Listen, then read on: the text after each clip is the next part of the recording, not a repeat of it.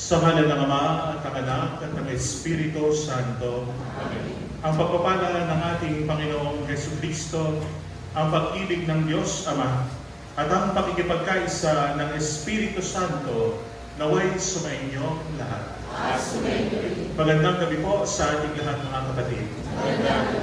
Sa gabi po ito, ating ipinagdiriwang ang dakilang pagkahari ng ating Panginoong Jesucristo, hindi lamang sa daigdig na ito, kundi sa sanlibutan.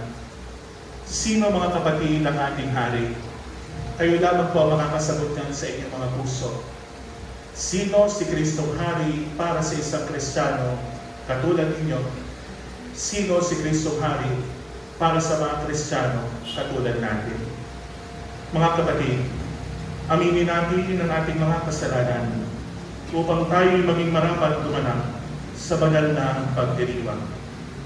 Tayo po lahat. Inaalin ko sa makapangyarihang Diyos at sa inyo mga kapatid, kalugwa ako nagkasala sa isip, sa salita at sa gawa, at sa aking pagkukulang. Kaya sinasamo ko sa mga Birhen Maria, sa lahat ng mga anghel at mga banal, at sa inyo mga kapatid, na ako'y panalangin sa Panginoong ating Diyos. Kaawaan tayo ng makapangyarihang Diyos, patawarin tayo sa ating mga kasalanan, at patnubayan tayo sa buhay na walang hanggan. Amen.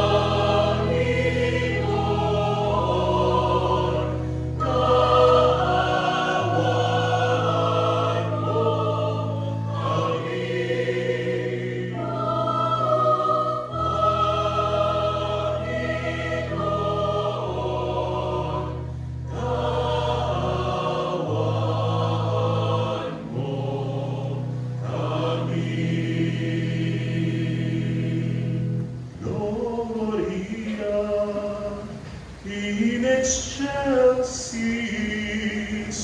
Deo.